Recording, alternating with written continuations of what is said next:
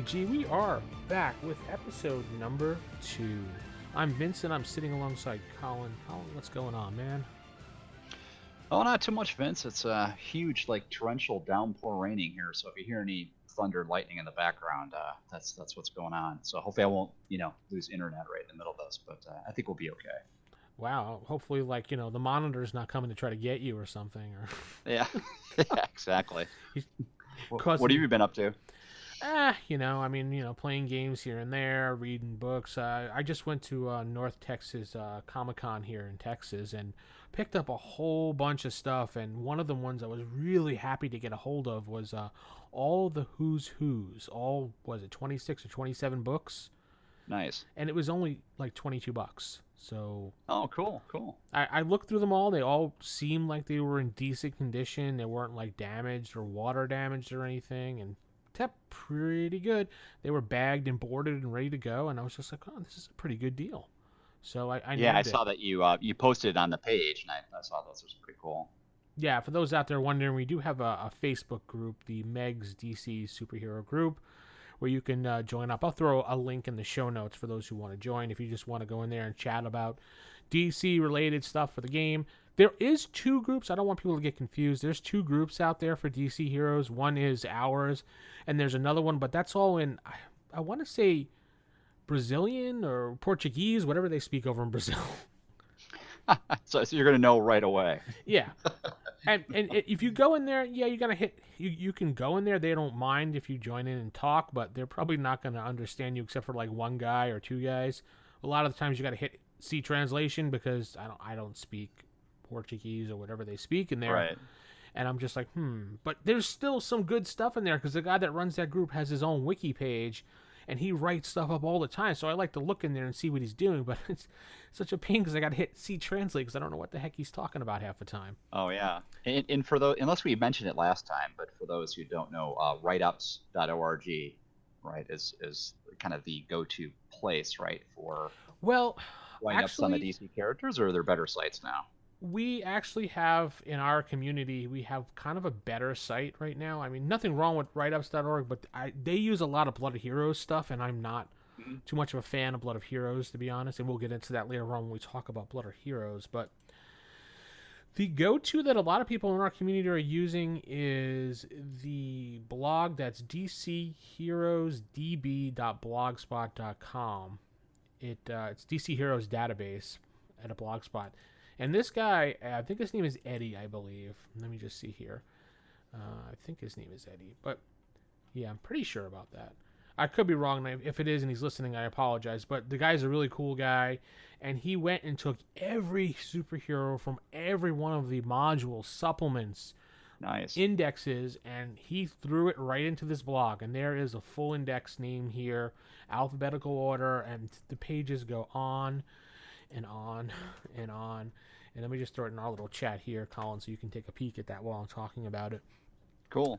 Yeah, I remember looking at writeups.org a long time ago, and I was looking for like really kind of obscure stuff. I was going to run Yeah, it is Eddie. Good. Yeah. haunted tank adventure. Remember that? That was yeah. Oh, GI yeah. Combat. Yeah, I remember you talking about that. Yeah. Yeah, and the thing is, I didn't have any of the stats for the haunted tank crew members, right? You had Jeb, who was like the captain or whatever of the tank, the sergeant, and but the other guys, like I couldn't find those guys anywhere. So I remember looking on writeups.org, and it wasn't there. So I'm wondering if this guy actually has it. You never know. I mean, I gave you the list there. Just go ahead and look at it. It's all alphabetical. You can also do a search. There is a lot of stuff in here. The guy put a lot of dedication. He put the write-ups in there with some notes, what he thought about what could have been added, but he puts it at the bottom saying, editor's note, maybe this should be added. So it's not like, so if you just want to go in and get the factual information from DC that what they wrote, there it is. Below is his suggestions, so it works out great. And this is like my go-to DC. Oh yeah, and to answer my question, I just opened up your link, and yes, he has the entire haunted tank crew in there. So there you go. That's totally awesome. He's got like Gus Gray, he's got like Rick Rowlings. You can just click on him and boom. Yep. So that's great. So definitely.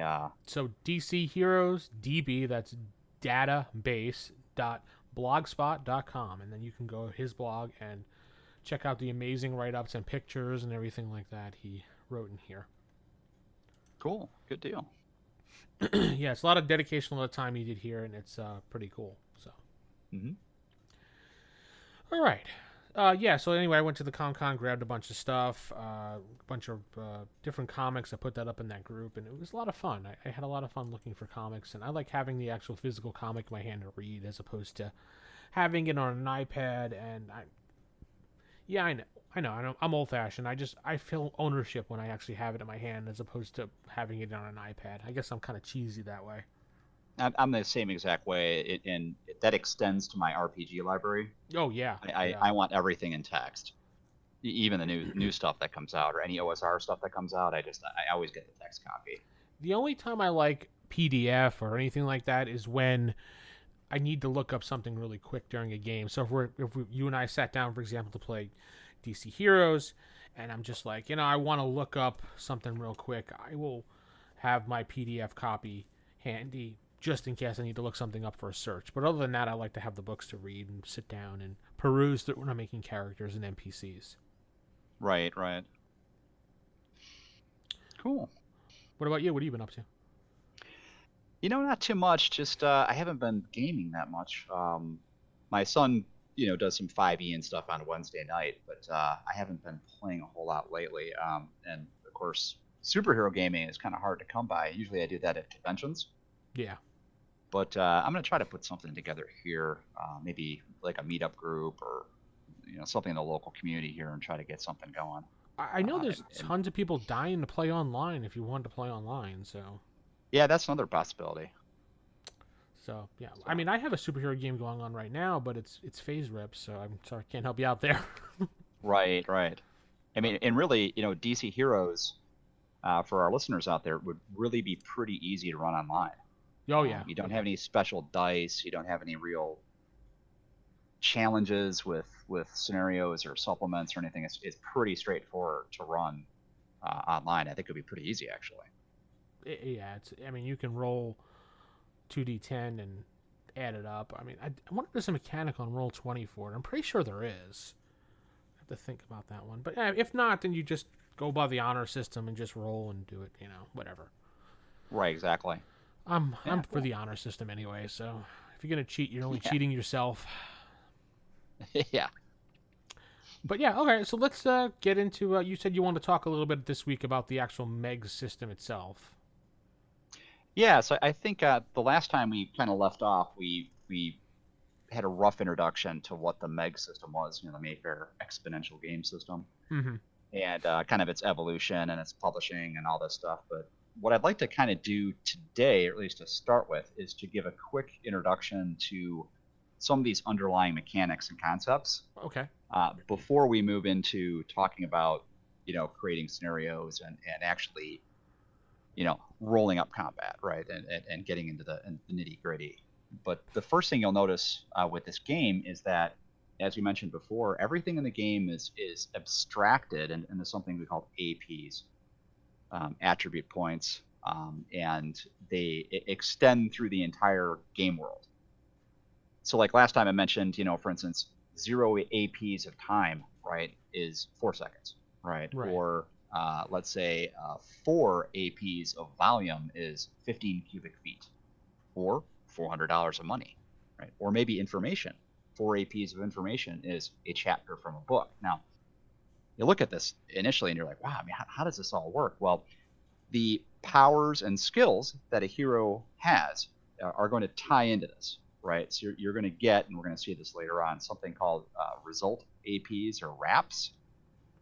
And a lot of times, RAPs, the certain number of APs that you get, are compared against some of these benchmark APs to determine how well you did, or for instance, how much information you got. How much information did I get when I hacked the computer? Well, I don't know. You got maybe 1 AP, which is about one typed page of information. That's about all that you're able to glean, right? Yeah. Or if you're really good, maybe you grabbed, let's say 11 APs, which is a megabyte, right, of information, right, which would be a lot of text, right? So those are just rough examples. We'll talk about other ones later on as we get more into the powers and skills. Yeah. But there's two really kind of fundamental concepts of this game, and one concept is that there's automatic actions that your characters take. Any character in the game world, there's certain things you can do automatically. Now, what we mean by an automatic action is anything that does not involve a die roll. And like we said before, it's 2d10, right, for the die rolls. But an automatic action is just something that you can do. There's nothing really necessarily opposing you, right? It's something that you can do automatically. Yeah, like But talking, starting a car, unless it's like a sure, stressful situation, then maybe you might have roll for that start of the car because you might drop the keys, things like that. right, it could turn into a dice action, Mm-hmm. right? If there's something, if there's a complicating factor or there's some sort of difficult situation, then the dice are going to be pulled out. But the dice don't always need to be pulled out for doing automatic actions, and a lot of automatic actions are figured out through formulas. Now, don't get scared with formulas. There's not many in the game, all right? But in this game, there's three fundamental formulas. We call them AP equations. It's just to give a nice, All right. intimidating name. Get your pocket But protectors ready and your glasses. Oh, I'm sorry. right. So you'll have to bear with me on this one just for a little bit. But it has to do with how these APs interact with each other and how the player skills and powers interact with the APs. So here's a good example. Okay, how much or how can we figure out how much weight Superman can move, Hmm. or how much weight he can throw? Well, Hmm. there's a formula for that, right? Oh. We subtract the weight in APs from Superman's strength. Okay, so let's say Superman is fighting in the zoo, okay, against Big Barda, and Superman grabs an elephant and throws it at Big Barda. Now that would be kind of cruel to do. I don't think Superman would actually do that, but No, you wouldn't. an elephant, right, is 7 APs of weight. Now, how much is 7 APs? Well, 3 it's tons. 3 tons. You'll Yeah. actually see it on the AP benchmark. It says elephant 3 tons. Which is on page Right. 93 for those following along with us on the third edition core book. Yeah, in the third edition, that's where it is. And so, how far can Superman throw that elephant? Well, 25 minus 7 is 18. How far is 18 APs there, Vince? Where's that chart? It's on the next page. No. Yeah, distance. You said 18? Yep. Roughly close to, well, there is no 18, but we're looking at 17. But remember that it doubles, so it's Yeah. about 400 miles. 2, 3. Roughly. Yeah, roughly. I was going to say, well, the way some of these charts go, which we'll probably talk about later too, is it may not exactly double. So, but yeah, we'll just stick with That's that for right. now. As it gets up in the upper ranges, sometimes it isn't exactly double. Yeah. So We'll just when say we for look- now, for argument's sake, 400 is fine.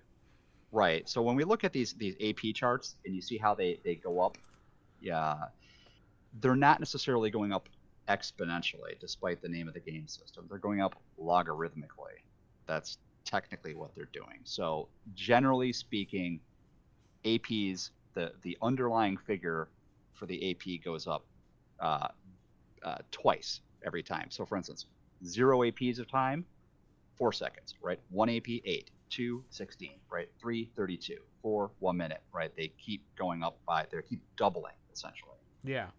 Now, one thing that of course means is, unlike other systems where, like, if you think about like D&D, Mm-hmm. the difference between a guy with 17 strength and a guy with 18 strength isn't really huge, right? One guy's a bit stronger than the other guy, right? Can open doors and move things. He's stronger, but the difference in DC heroes or Megs between 18 strength and 17 is huge, right? Is enormous.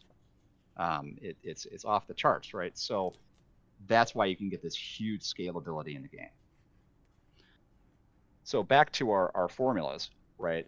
We can also use the formula to figure out, for instance, the distance somebody can travel. So yes. Today we're going to talk about Superman quite a bit.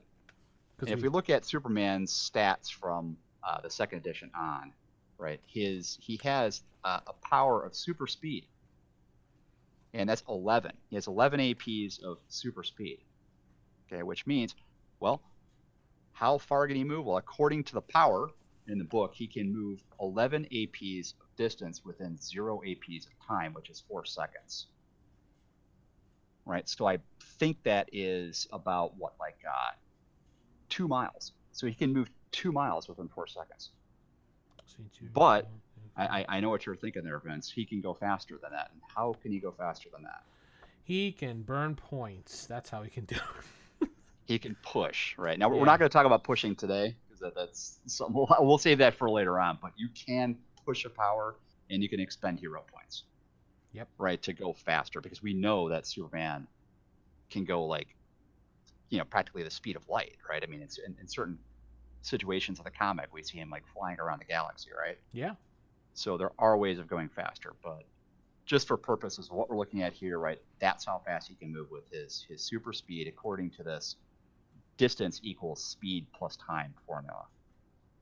Now we can also figure out the speed or the time by subtracting the speed from the distance, right? That's another formula that we can do, or figure out the speed by subtracting the time from the distance. So here's an example. So before I get confusing myself here, let's say a rocket, Okay. is traveling towards a city, okay, and it's going to take 15 seconds, all right, which is 2 APs of time, Okay. okay, to cover 490 miles.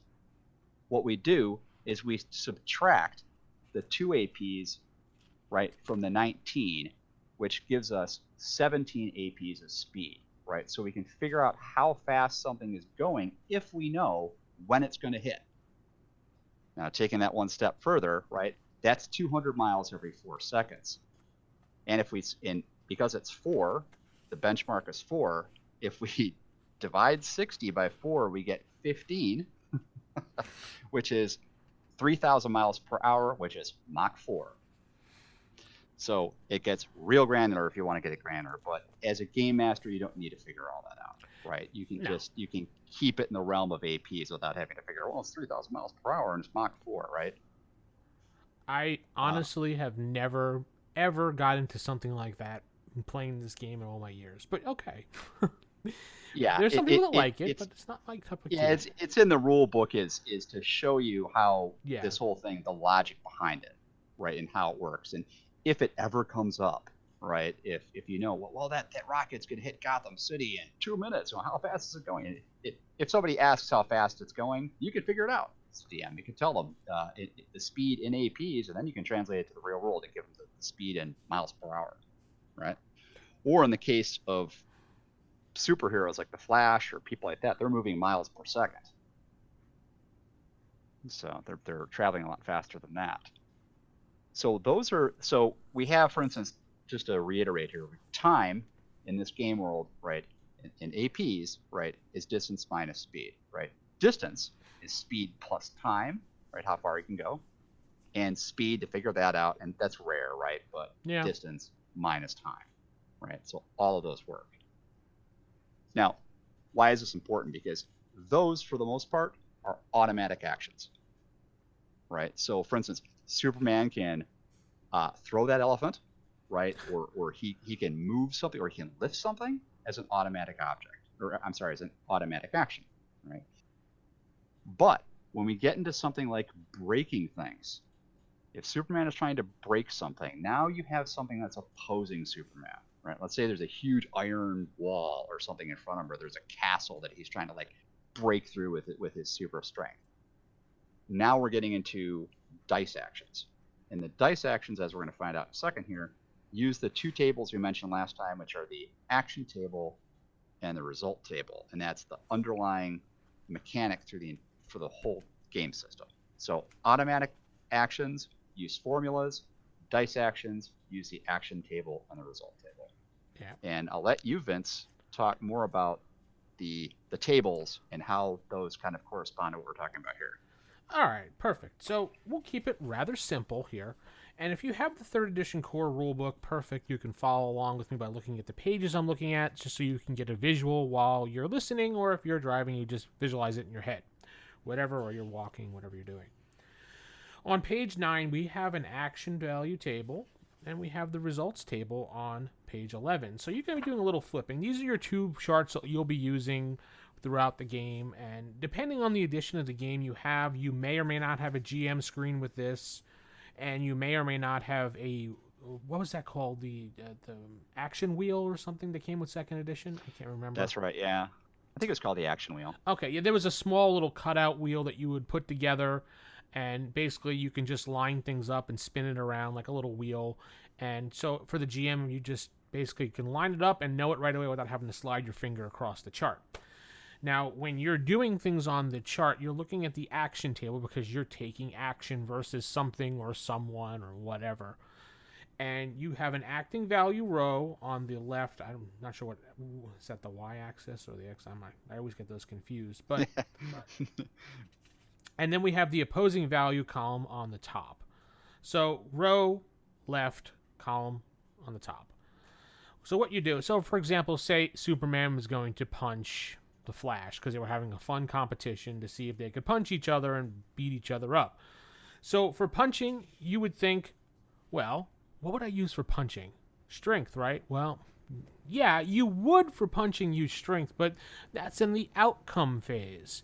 In this game, you're using dexterity for getting those punches out because you got to see how fast you can actually move to get those punches forward. So let's just say, I'm not looking at anybody's charts here or anything. Let's just say you have a dexterity of 15.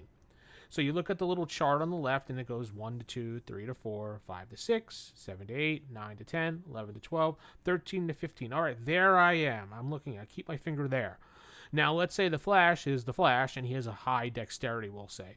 We'll say he has a 19. So we look at the top chart, and it goes 1 to 2, 3. Same thing all over again until we hit 19 to 21. Then we cross and look at the chart just to see what we would probably want to look at here. So 15 versus 19, I would need to roll at least a 15 here on my dice, which I'll tell you in a moment, to at least get some type of results. Okay, so we're like, all right, the DM's like, all right, you need to roll a 15 or better, or you could, as the DM, just say roll. It really depends on your style. Colin, what would your style be in this situation? Would you tell people what they need to roll, or you just say roll? I would probably just tell them to roll. Yeah, that's usually how I do it. All right, so yeah, so you just say, go ahead, Tim, roll. And then Tim rolls the dice. He takes his two 10-sided dice, and you do not use them as like a percentile or a D100. You take them and you roll them together. So they're just two D10s. Take the number on the face value and add them together. So if you roll 2 plus 3, that's 5. Obviously, a 5 would not hit anything on this chart because you needed a 15 at least. But let's say it's Colin's turn, and he's playing Superman, and he rolls a 9 and a 9. Colin's like, yes, that's 18. I beat that number of a 15. But according to the rules, since Colin rolled 2 doubles, he gets to roll again and add it to the results. And then Colin rolls again, and he gets 2 5s, so that's another 10 onto the number, and he gets to roll one more time. And every time you keep rolling and getting doubles, you get roll and roll and roll, unless one situation comes up when you roll double ones.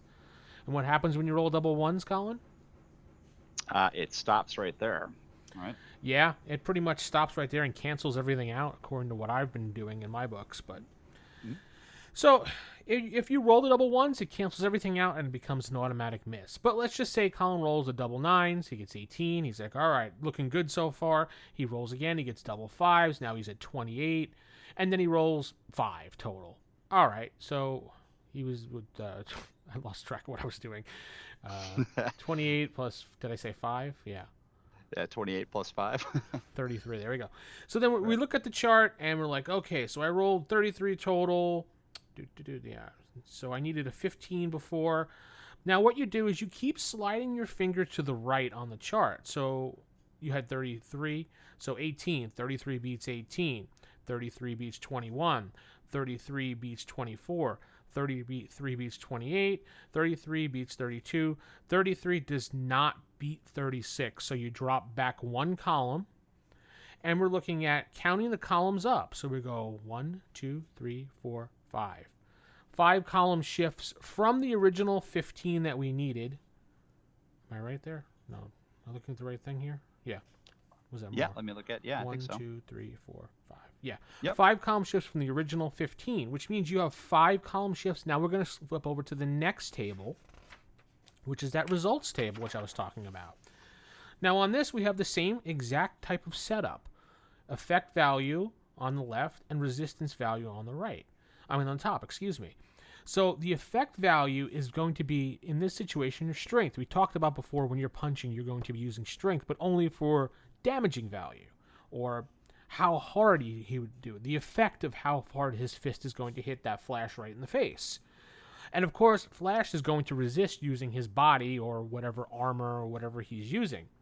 So Superman's pretty strong. We'll say he's got like a 25. I think we also mentioned that before or something. Mm-hmm. But yeah, 25. Okay, we look on the left. We go all the way down until we hit to 25. Perfect. We'll say the Flash is probably not that meaty or not that bulky. And based upon how he is, he's probably... maybe his super speed will give him somewhat of a little bit more resistance. But we'll say it's at a 13. Cross-reference again. 13 versus 25 means you do 14 points of hit point damage, but we had 5 column shifts, so we move our finger to the left this time as opposed to the right. 16, no. 18, no. 20, no. So where were we? I always get this. I always lose my finger placing on this. So yeah, so I do too. 1, 2, 3, 4, 5. 23 is the column shifts to. Did I do that 4? Yeah, 5. Yeah. 23 would be the number of hit point damage you would do to the Flash, and you would have to subtract that off of his health points, unless, obviously, he wants to burn some hero points to absorb those points of damage. And that's the general gist of how this system works. It seems very daunting and very... like, I have a lot of players look at this and they get frightened when they see this giant chart, but once you start looking at the chart and getting used to it, it's really just a matter of, oh, I need an 11 to hit. Oh, I need a 12 to hit. Oh, I need a 15. Whatever. Oh, I do that much damage. I do that much damage. It's pretty simple. Sliding your finger back and forth on the chart. Right, and then column shifts start at, was it 11 or 15? Was it 11? So basically the chart is split in like a triangle half down the center. So once you hit 11, anything that is going over 11 starts your column shifts. Right, so it's 11. 11 is like you just kind of hit. Because if you look at certain things, so like 8 versus 8, you need an 11 to hit. But if you look at the reaction and chart here, and we'll say it's an 11 versus a 13, you're going to get an end result. But if it was 11 versus 11, you would get 3 points of damage. So it really just depends on what the numbers are. Right, so an end result meaning that, I mean, even if you hit, right, you're still not, doing any damage, or you're not getting any wraps, right? You're not getting any result. And would mean most negate or no damage, and it's just kind of like he absorbed the blow type of deal, or no damage. Right, and the idea of the column shift starting at a certain point means that even a success on a really low roll may not be, even one that appears to give you column shifts won't, because it just wasn't a high enough roll. So it's kind of a way of, rewarding high rolls.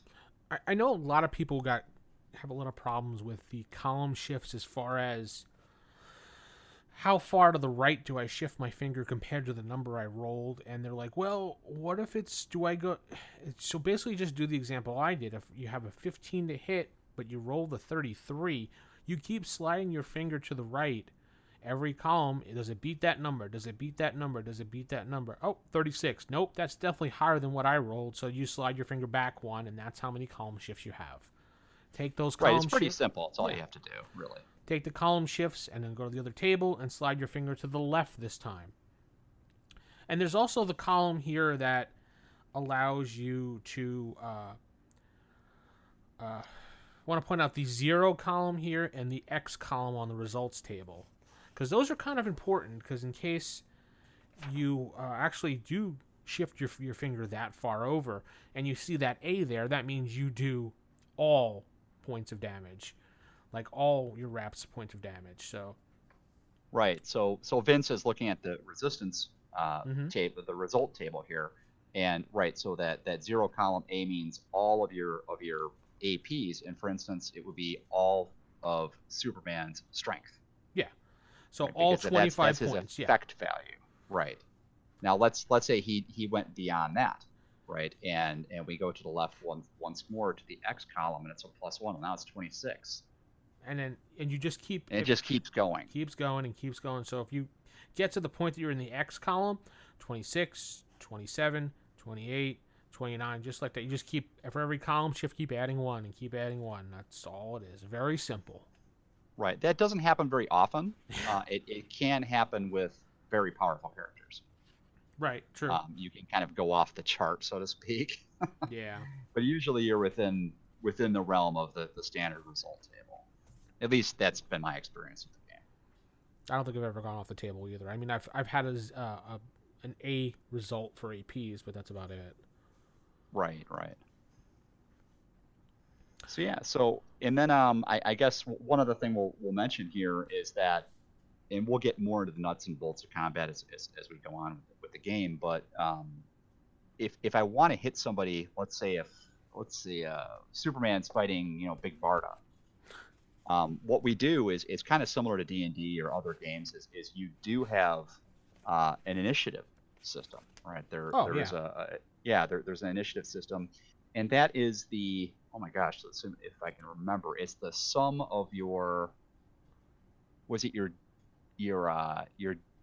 dexterity, there's a sum of numbers that indicates your initiative. Oh, yeah, I know what you're talking about. It took me the longest time. I had to look that up one point, and I forget which one it was now that we're talking about it.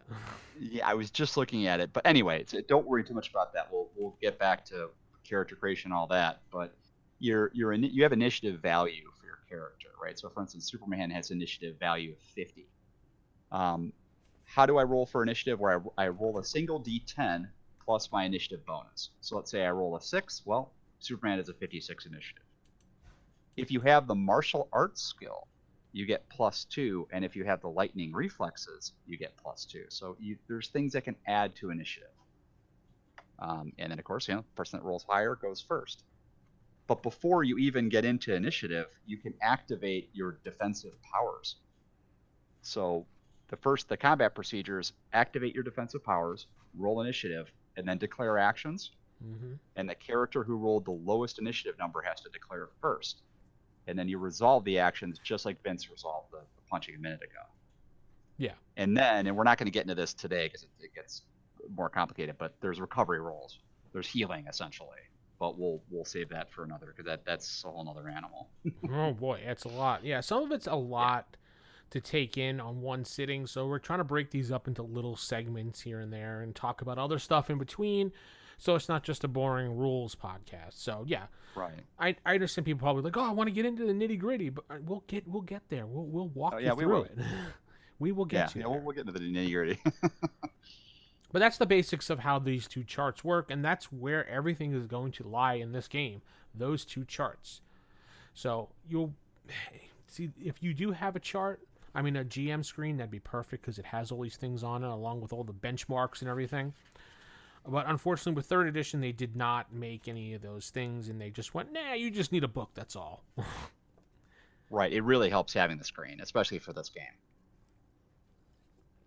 Excellent. So what else were we going to talk about this week? Well, yeah. So I think maybe we can talk about switch gears a little bit and talk about some of the things that are going on in the comic book world, and maybe how we can talk about things in the comic book world versus this game. And I think you and I talked about talking about Superman Year One.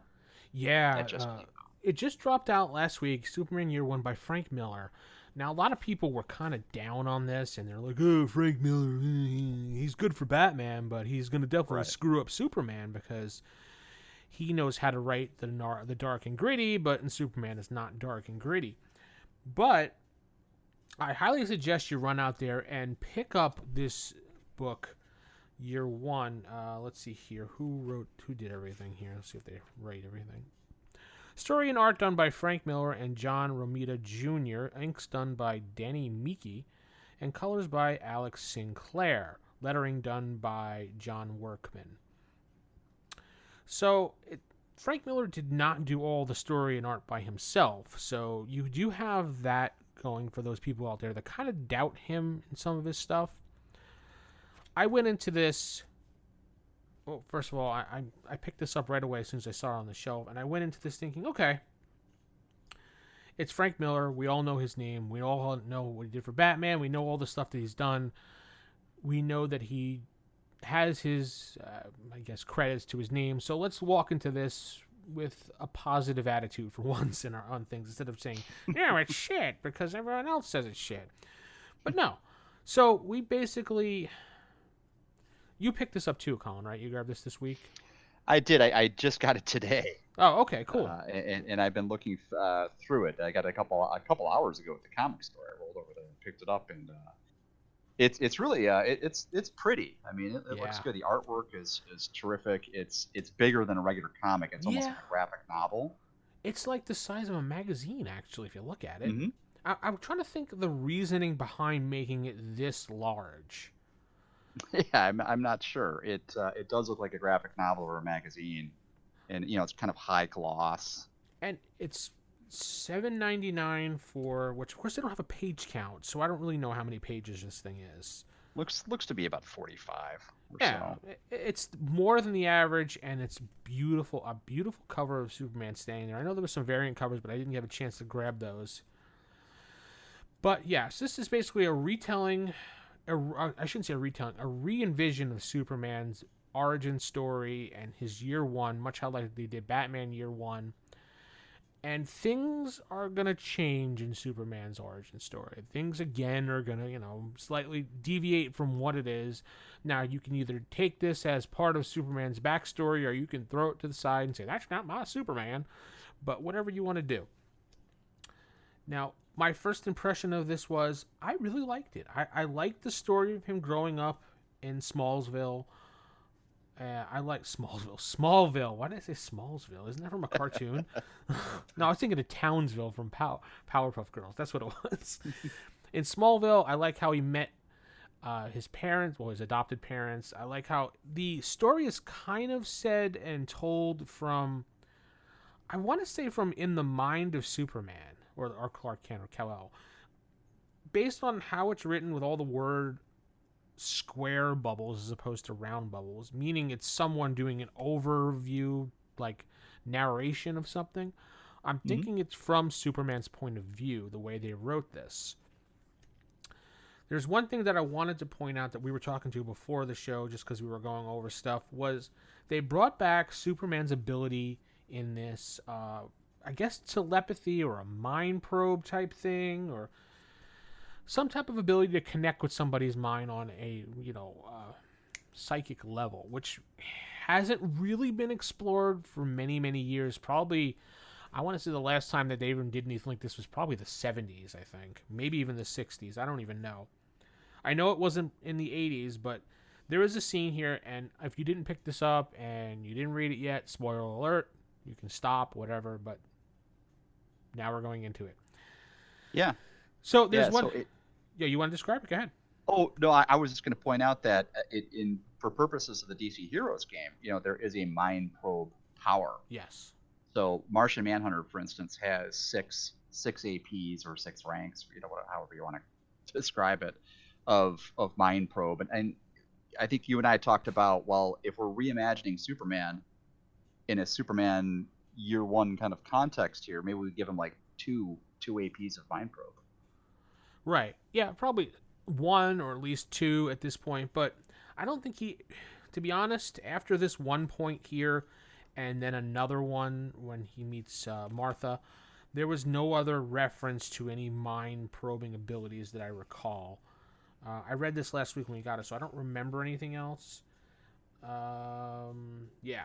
So basically, he gets, the whole spaceship crashes, and, the Kents roll up. Actually, just Jonathan Kent rolls up, and he sees the baby, picks him up, and baby Superman, looks friendly with his little Superman cloak on, and touches his, his father's face.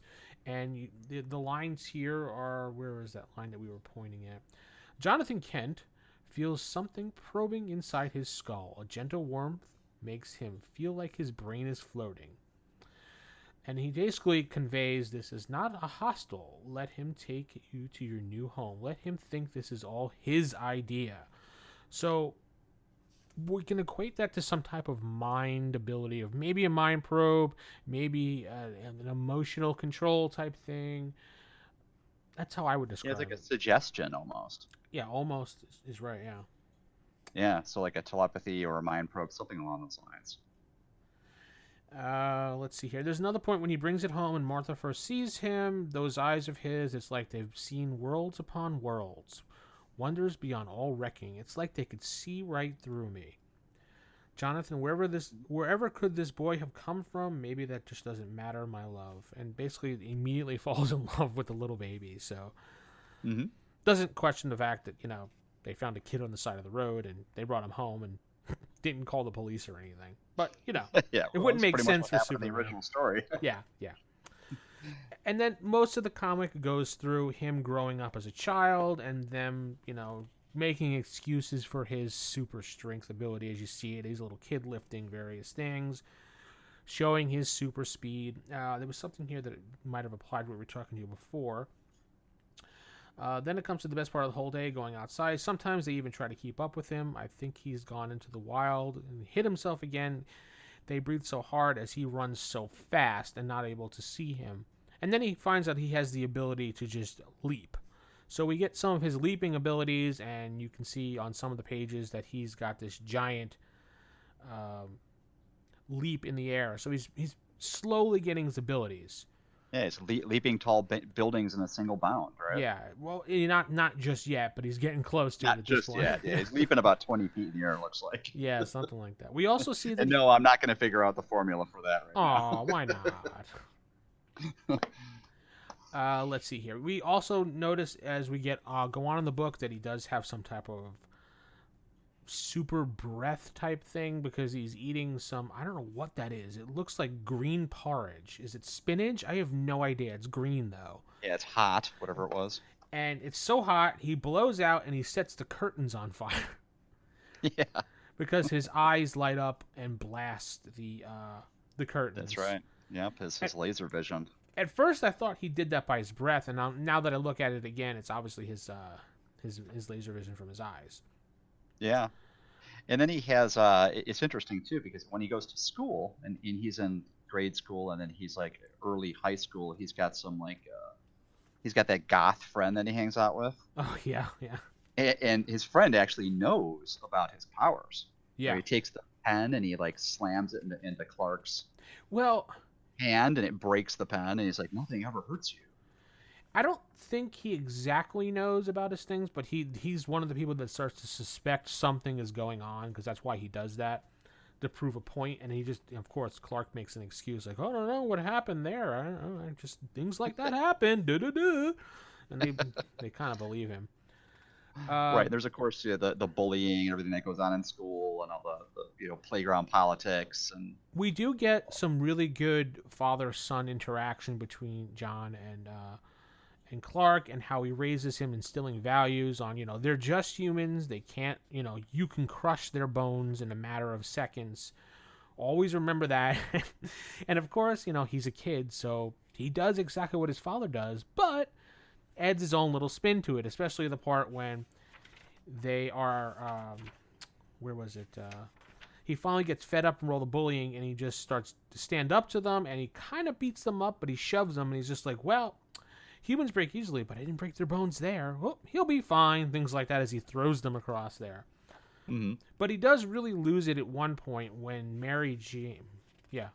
Lana Lang, excuse me, I keep thinking Mary Jane. I was reading Spider-Man before. When I almost did it again. Lana Lang gets pretty much suckered into this meeting when she has this evidence against the school bullies, because apparently everybody's afraid of the school bullies, and even the teachers will not stand up to them. So she finds some evidence and some recordings that she's going to go to the press with, and the bullies find out about it. They catch wind of it because that little goth kid was on the bus listening to them plotting out what they were going to do to get rid of them. Mm-hmm. They trick her to come out, and they basically, grab the phone from her and throw her down. And the only thing I can think of here is they were going to rape her, to be honest. The way they were talking at this point. We're not done with you yet. Don't touch me. Right, We'll right. touch you good. I'm like, damn, they're getting pretty close here. But of It is Frank course, Miller. yeah. But before any of that happens, they suddenly disappear because Clark heard this and he came flying over and he basically just beat the crud out of these kids to the point where, oh, they landed softly. Oh, it's not a mattress, but they'll be fine, things like that. Mm. And then he basically shows Lana Lang that he can fly as he pulls her away, which I don't remember him ever doing anything like that, but I guess Frank Miller decided he showed Lana this. Yeah, no, this is a reimagining Yeah. of the whole thing. We also get to see that Clark has speed reading abilities like the Flash has early on because he's at school with Lana and he's reading so fast and he retains, as he says, most of it. Oh, no, I'm sorry, a fair amount. So we don't know. Well, yeah, it's interesting because in the game system, right, super speed gives you the ability to actually read things at a super speed level. It actually says that in the power, if I remember correctly. Yep. Yeah, so it's not just moving. Yeah. Then we get, a couple more scenes of him flying around because he's in glee because he's in love with Lana. And then we go to another point where he reveals his powers kind of again when he's playing in the local football game. And he runs for the touchdown with, like, 6 guys on his back. And you're like, oh, my God, out of nowhere. How does he do it? And he scores a touchdown to win the game. And, everybody's cheering him and wondering, how the heck did he even do that? Because, yeah, he's got 1, 2, 3, 4, 5, about 5 guys on his back. And he's just running like a locomotive. So, and he wins the game for them and everybody's all happy. And then, we get to another scene, another more, lesson scene. There's a whole bunch of instilling values between the Kents and mostly John Kent and Clark. We find out more about the love affair of Lana and Clark. And then we find out that Clark's going to enroll in the military, in the Navy of all places. Where that came from, I have no idea. But I guess it kind of makes sense. Yeah. And the family's, they're sad that he's leaving and blah, blah, blah. We also get one last glimpse as he's getting on the bus to leave Smallville, is that he admits that he can hear almost any voice anywhere and see anybody anywhere if he just focuses. And he sits there, he looks out the window, and he focuses, and he hears Mary Jane. I said it again. Lana Lang. Why do I keep saying Mary Jane? I'm sorry, folks. Lana Lang sitting on her roof saying, I love you, I miss you, and good luck. And you see her holding a sign up, which he apparently can see from wherever the hell he is in the bus. That's right. But luckily her house is way up in the high above the trees. So, I mean, apparently the way it's drawn, apparently her house is in the trees. So, whatever. She must have a giant house because look at those trees. Yeah. You see what I mean? Unless the house is up on like a bluff or something. I don't know. Yeah, probably. And then basically we get the end scene where he shows up at the where the heck is it? The name of it? The military facility, Naval Station, Great Lakes, quarterdeck of the Navy. So now he enlisted himself, and supposedly the next one we're going to see a young Clark in the Navy on basic training, and from there I'm not sure exactly what's going to happen, but I am looking forward to seeing what is going to happen because I really like this. I really, really liked it. Yeah, this was a nice breath of fresh air because in some ways it's new. I mean, it's a reimagining, but it is a somewhat orthodox depiction of Superman's origin, and it's classic. It kind of feels like the old the movie from 1978. Yeah, it does. You remember that with Christopher Reeve and everything, where he like kicks the football like 3 miles. And, yeah. And he had all those fun initial scenes of him lifting up the truck as a baby. Yeah. You get all this kind of this, this feel. But it was good, and this is the only one that's out, right? There's the second one hasn't come out yet. No, I think it's next month, some point. I think they're going to do 3 of them and 1 a month. So. Right. So what could you do? Like, I mean, if you wanted to utilize this in conjunction with DC Heroes, I was thinking almost like if you wanted to introduce somebody to the game and you want to run like a solo adventure, or not a solo adventure, but like a one-on-one adventure rather. Yeah. To teach somebody the rules, you could almost use this kind of storyline. In which case you would probably have to lower Superman's abilities quite a bit, obviously, when he's an adolescent, right? If you wanted to start from there, so he's not going to start with 25 strength and 18 body I would if he's 13 probably. years old. So if you're going to do something like that in that situation, I would probably quarter his abilities.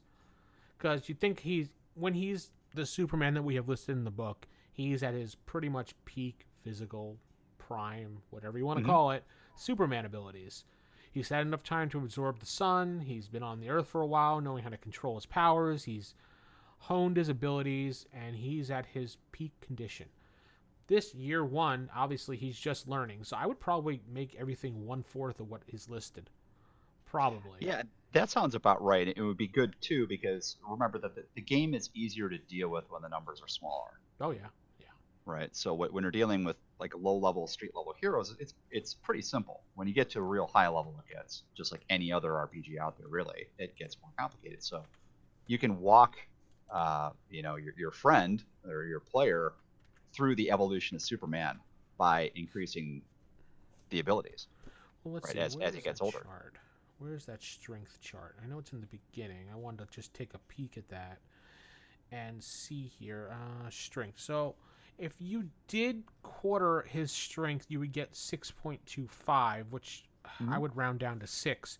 According to the strength benchmark, this is maximum level for human strength, lift ranging of 900 to 1600 pounds, which makes sense because he lifted the truck, he lifted that giant bale of hay at one point. So yeah, I mean, I don't see why this wouldn't be a good range. If anything, maybe a 7 if you want to go there.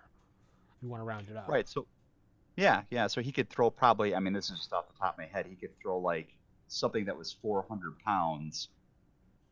He could throw 80 feet, Yeah, which is a lot, more reasonable than 25 strength, which just gives him, just it's just insane what he yeah, can do. But yeah, again, he's an adolescent Superman, right? He's like 12 years old. yeah. So I'd probably So benchmark him at 7, 6, maybe if you really want to stretch it, going to 8. hmm But that makes sense based on what we read in the comic. yeah, and I would quarter everything because I mean, even his mind, right, is not fully developed. He's an adolescent. He's young, Yeah, and he's right? also running off of hormones and things like that. So yeah, you got to take those into consideration. Yeah, and then you have these other attributes which we haven't talked about yet, but we will, Yeah, like influence, aura, and spirit, and that gets into more your mental acuity, your spirit, your resistance to mystical attacks, this kind of stuff. yeah, yeah, And again, those would be reduced as well, right? That comes with experience. It comes with determination and strength of will, and that kind of stuff, of course, would be a lot less in a kid. And I would probably also lower his invulnerability. yeah. I He would has definitely. he has Yeah, the invulnerability power, which we haven't really talked about yet, but no. he has 22 APs in that. And really, what invulnerability does, in a nutshell, is if you take massive damage from an attack, you're able to make a die roll to see whether or not you resist it and you're not killed. Right, so it's kind of your body; those are kind of like your hit points, and he's got 18 of body for standard Superman, but he's also got this 22 of invulnerability. So 18 body, 22 invulnerability. Think about Doomsday, right? Just doing the coup de grace on Superman, the final last punch to kill him. And how does Superman avoid dying? Right. Well, it's this invulnerability power, really, in a nutshell. Yeah, And if you're dealing with a young Superman, I would take that way down by probably at least, to a quarter of what it would be normally. I'm thinking quarter is probably the best way to go with this. Yeah, So the only logical yeah, thing and for then us. you can just work your way up from there. And I guess if he's let's say he's a teenage Superman. Let's say he's 14 years old. Let's say his powers are quartered. Then you can present him with villains or challenges that are more along those level. That that level, right? Yeah, pretty much. I don't Looking know to see what the. comes to mind off the top of my head, but Yeah, you'd have to probably get low level villains in here. right. I'm trying to find. Does this book actually list Superboy? I'm not sure because I want to see what I wanted. It just came to my head what Superboy has compared to what we were talking about. If it Yeah, I was think Superboy is in the third edition book. Here he is, right here. He's on page 171. okay, good. I just didn't flip far enough. He is still really powerful. He's got strength 22. His body's 13. Oh yeah, because he's okay. So maybe it was 15 bad. in vulnerability. So this would be like 19-year-old Superman, Yeah. right? Like freshman in college kind of thing. Hmm. And then there's villains in here for Superman, that you could throw at him. Yeah, at this point in the book, Superman is dead because the death of the Superman whole thing went on. So Correct. Right. He's still in here, but yeah, he's listed as deceased. deceased. And we got the reign of Superman and the split up and that whole storyline going on at the time. But yeah, that's for another episode. We'll kind of chat about that. But cool. Right. Right.